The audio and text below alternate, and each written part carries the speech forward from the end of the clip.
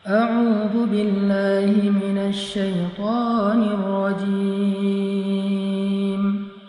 بسم الله الرحمن الرحيم.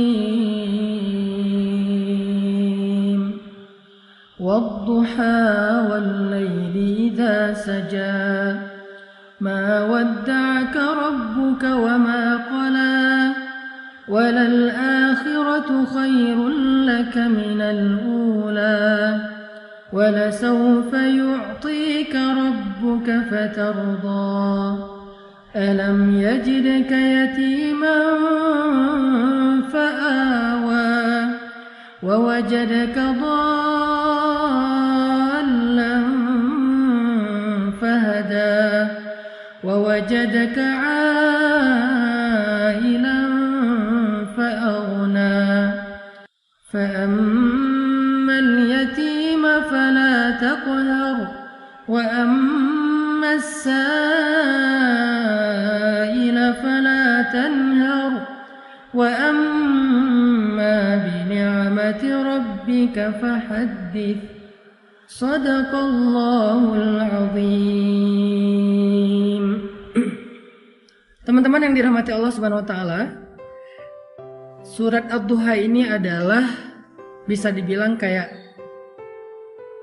japrian dari Allah buat kita. Kenapa saya bilang japrian? Karena kalimat di dalam surat Ad-Duha itu personal banget. Allah kayak lagi ngomong dengan satu orang hambanya. Makanya kalau misalnya teman-teman lagi baca surat Ad-Duha, cobalah teman-teman rasain kita tuh lagi baca sebuah japrian dari Allah yang khusus buat kita. Jadi ketika Allah ngomong kamu di dalam surat Ad-Duha itu, kamu di situ adalah saya. Kamu di situ adalah teman-teman. Kamu di situ adalah kita yang sedang membaca surat Ad-Duha, bukan orang lain. Makanya Allah gunakan kata kamu. Seperti kalimat ma wadda'aka rabbuka wa ma qala walal akhiratu khairul laka minal ula, dan seterusnya. Tuhanmu, mu di situ adalah saya, kita. Tidak pernah benci kepada engkau wahai hambaku. Engkau di situ adalah kita, saya. Apalagi meninggalkanmu. Sesungguhnya akhirat lebih baik bagimu nanti daripada dunia. Jadi semua kata kamu, baik dalam bentuk berita maupun perintah atau larangan di dalam surat Ad-Duha, itu adalah kalimat japrian dari Allah untuk kita. Sehingga ketika kita membaca surat Ad-Duha di malam hari, saat tahajud, apalagi ketika lagi sholat, maka coba teman-teman hayati, coba teman-teman rasakan kalau Allah lagi ngomong berdua dengan teman-teman. Itu rahasia dari tadabbur surat Ad-Duha. Coba rasakan Allah tuh lagi ngomong berdua dengan teman-teman. Allah tuh lagi japri khusus ke nomor teleponnya teman-teman. Allah tuh lagi pengen menghibur teman-teman yang sedang sedih. Allah tuh lagi pengen menghibur kita yang sedang galau. Allah tuh lagi pengen menghibur kita yang sedang terluka. Allah tuh pengen menghibur kita yang sedang lemah dan merasa gak berdaya. Coba rasakan betapa indahnya kita dihibur oleh Allah. Kita dihibur oleh zat pemilik langit dan bumi. Kita dihibur oleh yang maha kasih sayangnya berlimpah. Kita dihibur oleh zat yang maha indah. Kita dihibur oleh zat yang paling penyayang. Allah itu punya rasa kasihan yang sangat besar kepada kita. Lebih daripada kasihan seorang ibu kepada hambanya. lebih daripada kasihannya seorang ayah kepadanya. lebih daripada kasihannya seorang suami kepada istri, atau seorang istri kepada suami, atau anak kepada orang tua. Coba rasakan ketika membaca surat Ad-Duha, Allah lagi bicara dengan kita sendiri, bukan dengan orang lain. Ini bukan ayat broadcast, ini ayat jabrian. Makanya Allah tidak mengatakan kalimat ya ayyuhalladzina amanu. Kalau ya ayyuhalladzina amanu itu ayat broadcast. Tapi ma wadda'aka rabbuka wa ma qala itu ayat jabrian. Jadi coba kita rasain kalau Allah itu lagi ngejabri kita, teman-teman. Allah itu lagi seolah-olah pengen meluk kita yang erat supaya Allah bisa menyentuh kita dengan sentuhan kasih sayang, karena Allah paham banget kalau saat ini kita sedang lemah. Karena Allah paham banget kalau saat ini kita sedang dalam keadaan merasa sendirian, sepi, gak punya siapa-siapa yang bisa diharapkan. Karena Allah tahu banget, ngerasa banget gimana yang kita rasain hari ini, bahwa kita itu merasa sedang kecewa. Makanya Allah pengen bicara berdua dengan kita. Itulah perasaan Nabi ketika ayat ini turun, teman-teman.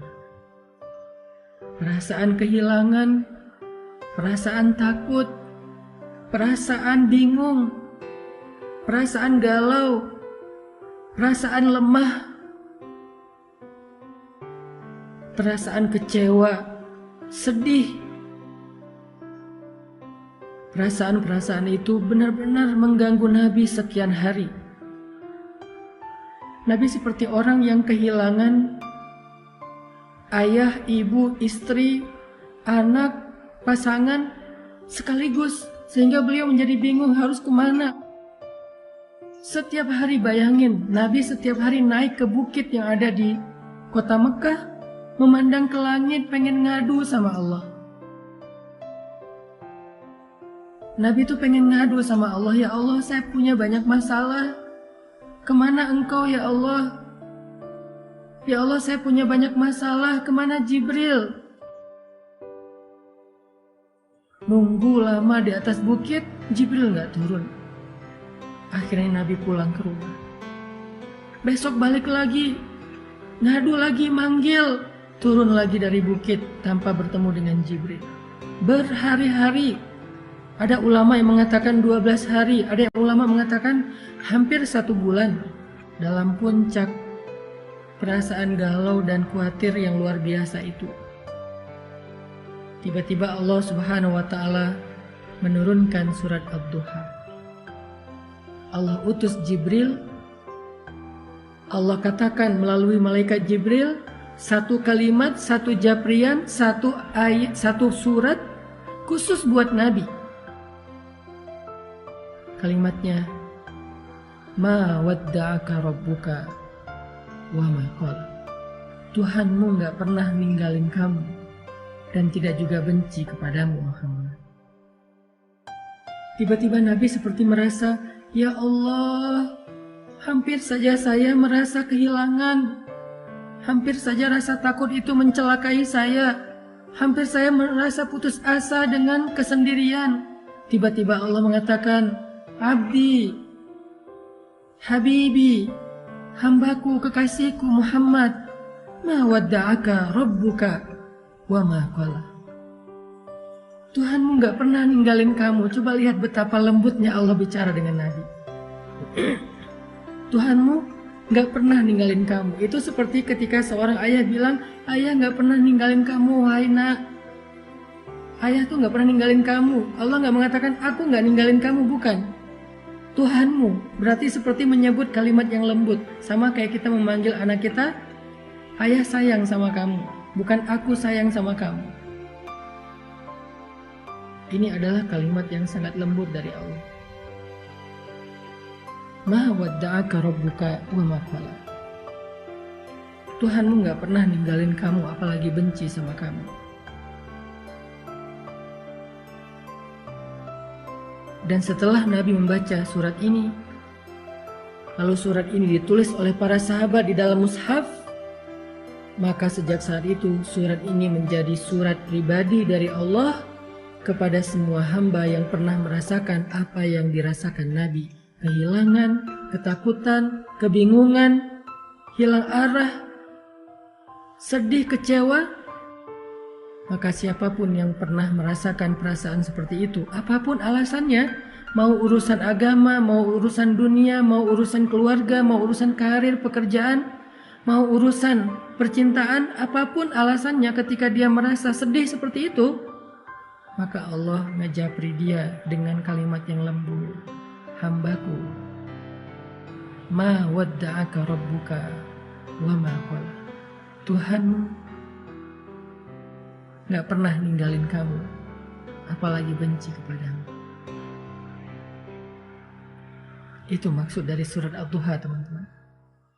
Coba teman-teman nanti setelah ini kalau baca surat Ad-Duha di rumah, kalau perlu hafal surat itu karena tidak terlalu panjang untuk kita baca di dalam sholat. Setelah tahu artinya, baca dulu terjemahannya, hafal terjemahannya, nanti baca di dalam sholat ketika lagi sedih.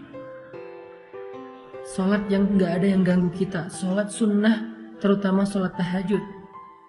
Gak apa-apa baca surat ini di waktu tahajud, karena Allah bersumpah dengan waktu malam apabila telah sunyi, bukan hanya waktu duha.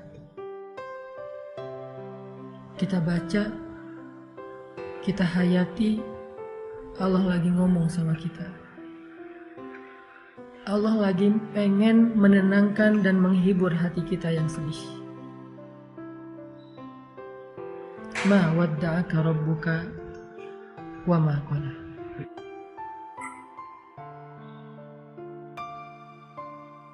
Kemudian Allah katakan juga, walal akhiratu khairul laka minal ula. Akhirat itu lebih baik bagimu daripada dunia. Apa maksud dari kalimat ini, teman-teman? Allah pengen ngasih tahu, wahai hambaku, dunia itu emang kayak gitu. Kehidupan di dunia itu semua orang ngerasain, semuanya pernah sakit, semuanya pernah sedih, semuanya pernah kecewa, semuanya pernah kehilangan. Kenapa? Karena itu dunia. Jangan sedih, hambaku. Nanti di akhirat, kamu gak akan pernah lagi ngerasain perasaan yang seperti itu. Nanti di surga, kamu gak akan lagi ngerasain sedih. Kamu gak akan lagi ngerasain kecewa. Kamu gak akan lagi ngerasain ditinggalin. Kamu gak akan lagi ngerasain lelah. Gak ada lagi lelah nanti di surga. Jadi bersabarlah karena kamu masih di dunia. Dan dunia ini sementara. Dan itulah fitrah, tabiat kehidupan di dunia. Semua orang merasakannya. Tapi nanti, jika kamu bersabar, jika kamu istiqomah beramal solih, maka nanti di akhirat kamu akan tersenyum. Fatardo, kamu akan puas. Kamu akan bersenang, bersuka cita. Kamu akan ceria, happy. Kamu gak akan lagi merasa lelah. Tapi nanti di akhirat, sabar. Allah menghibur kita. Seperti seorang suami bilang ke istrinya, "Mah, sabar ya. Nanti kalau mama udah ngelewatin ujian ini, kita jalan-jalan yuk. Nanti kita jalan-jalan yuk ke Indonesia Timur. Apakah ke Papua yang indah, atau ke Lombok yang indah, atau ke Ambon, ke Sulawesi. Kita jalan-jalan yuk ke pantai-pantai yang indah di Indonesia. Atau kalau dia punya rezeki lebih, yuk kita jalan-jalan yuk ke Turki. Atau kalau misalnya dia istrinya senangnya dengan kosmetik, skincare, kita jalan-jalan yuk ke Korea. Nanti mama di sana nggak akan sedih lagi. Papa yang sedih ya, habis biayanya." Seolah-olah seperti itulah Allah bicara kepada hambanya. Seperti seorang suami yang sedang menghibur istrinya dengan sebuah janji bahwa kalau istrinya sabar, bahwa kalau istrinya tabah, nanti akan diajak jalan-jalan. nanti akan diajak bersenang-senang sebagai hadiah dari suami kepada istri. Atau seperti seorang ayah kepada anaknya, ketika anaknya lagi ujian, lagi capek belajar sampai malam, kemudian mendapatkan hasil yang hari pertama ujian itu mungkin dia ngerasa kayak berat banget, banyak pertanyaan yang susah dijawab, banyak soal yang dia nggak bisa ngasih jawaban. Ayahnya menghibur, ibunya menghibur, nak, sabar ya, belajar terus ya, yang semangat ya, nanti kalau udah beres ujian, kita jalan-jalan. Kamu mau ke permainan mana? Kamu mau jalan kemana? Nanti ayah akan siapin semuanya. Pokoknya kamu nggak akan kecewa. Pokoknya kamu akan suka. Pokoknya kamu akan bahagia. Kamu akan happy, akan seru-seruan. Kita camping bareng, kita apa dan segala macam. Allah lagi menghibur kita dengan kalimat walal akhiratu khairul laka minal ula. Hambaku, dunia emang kayak gini, sabar ya. Nanti di akhirat kamu akan puas. Kamu gak akan ngerasain lagi yang kayak gini-gini nih. Kamu gak akan ngerasain lagi yang namanya kecewa, sedih, kehilangan, lelah, gak ada. Sehingga ketika kita membaca kalimat walal akhiratu khairul laka minal ula, cobalah membacanya seolah-olah Allah lagi berbisik di telinga kita, ngasih tahu surga itu indah. Surga itu memuaskan. Surga itu apa aja ada. Nanti di sana kamu nggak akan sedih lagi. Nanti di sana kamu nggak akan lelah lagi. Semuanya dilayani. Kamu hanya bilang apa, mau apa. Ya Allah, saya mau makan ini. Seketika itu juga Allah akan berikan kepada kita dengan pelayan-pelayan yang sangat banyak. Rasakan seolah-olah Allah lagi berbisik di telinga kita bahwa kalau kita bisa melalui ujian ini dengan sabar, dengan istiqomah, nanti Allah akan ngajak kita jalan-jalan di surga. Dan coba dengarkan itu dengan hati. Karena hanya hati yang mendengarkan dengan iman, dengan yakin, akan terhibur dengan kalimat akhirat lebih baik daripada dunia dan engkau akan ridho.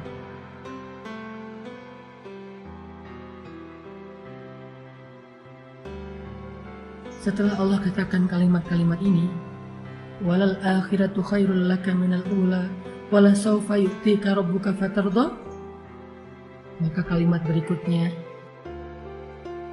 Allah pengen kita melihat flashback kepada masa lalu. Allah pengen kita merenungkan masa lalu kita. Siapa yang selama ini membantu kita? Siapa yang selama ini menolong kita ketika kita punya masalah? Siapa yang menghidupkan kita, menciptakan kita, memelihara kita, memberi kita rezeki selama ini? Bukankah Dia Allah yang ngasih kita kehidupan? Bukankah Dia Allah yang ngasih kita keluarga? Bukankah Dia Allah yang ngasih kita makanan? Yang ngasih kita rezeki? Yang ngasih kita pemeliharaan? Alam yajidka yatiman fa'awa wa wajadaka dhallan fahada wa wajadaka ailan fa'aghna.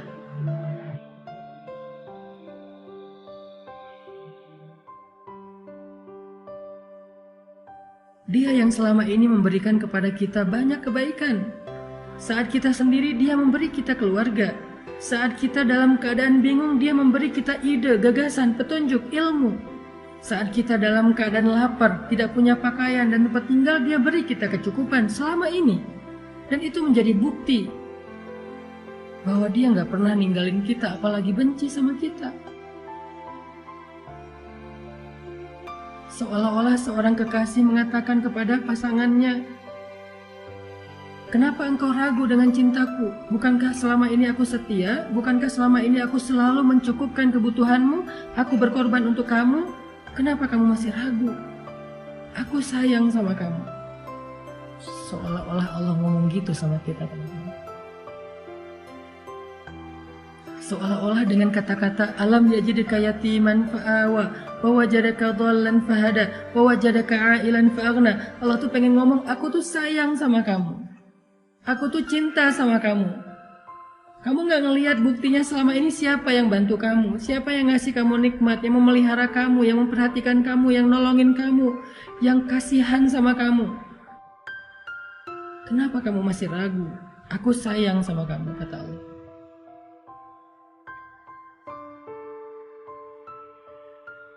Sehingga dengan ayat itu Allah pengen kita yakin, kita percaya kalau Allah itu gak benci sama kita. Manusia boleh datang dan pergi, tapi Allah gak pernah meninggalkan kita. Manusia boleh kadang mencintai kita, tapi tiba-tiba membenci kita. Tapi Allah cintanya abadi untuk kita. Sehingga ketika kita yakin Allah gak pernah ninggalin kita, Allah sayang sama kita, maka saat itu juga hati kita akan terobati. Saat itu juga sempitnya dada kita akan terasa lega. Yang terakhir, paragraf terakhir di surat itu Allah katakan, "Fa'ammal yatim fala taqhar, wa ammas sa'il fala tanhar, wa amma bi ni'mati rabbika fahaddits." Apa maksudnya? Maksudnya, jangan berhenti berbuat baik. Jangan berhenti untuk menjadi orang yang bermanfaat. Kalau kamu kecewa karena berbuat baik, ada Allah. Teruslah berbuat baik. Kalau kamu merasa lelah untuk berbuat baik, ada Allah. Teruslah berbuat baik. Kalau kamu merasa capek untuk berkorban kepada seseorang, teruslah berkorban kepada seseorang yang halal bagimu, ayah dan ibumu, pasangan halalmu, anakmu, keluargamu, sahabatmu. Gak apa-apa kalau kamu kecewa atau dikecewain, tapi Allah gak pernah ngecewain kamu. Teruslah berbuat baik. Itu maksud dari surat Ad-Duha, teman-teman.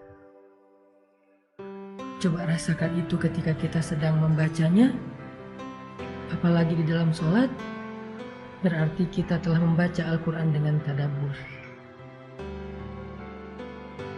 Berarti kita sedang membaca Al-Quran dengan tafakkur. Indah banget ya surat Ad-Duha. Makanya surat ini menjadi surat favorit saya banget. Saya kalau lagi galau, sedih, saya baca surat Ad-Duha, saya menempatkan diri sebagai hamba yang lagi lemah dan butuh Allah, tapi pengen berdua aja, gak mau diganggu sama yang lain. Pengen berdua aja sama Allah, pengen ngadu sama Allah, ya Allah saya punya banyak masalah, ya Allah saya lemah. Ya Allah saya capek. Terus saya harus gimana ya Allah? Setelah saya menyampaikan pertanyaan-pertanyaan itu, saya baca surat Ad-Duha. Sampaikan dulu aja keluh kesah kita. Curhat aja dulu yang sehabis-habisnya sama Allah. Ngomong aja sama Allah tanpa harus ada jaim-jaiman. Ya Allah saya capek, ya Allah saya sedih, ya Allah saya terluka, ya Allah saya sendiri, ya Allah, ya Allah, ya Allah. Ngomong sama Allah. Setelah semua pertanyaan itu udah kita keluarkan, unek-uneknya udah kita keluarin kepada Zat yang Maha Pengasih, lalu baca surat Ad-Duha.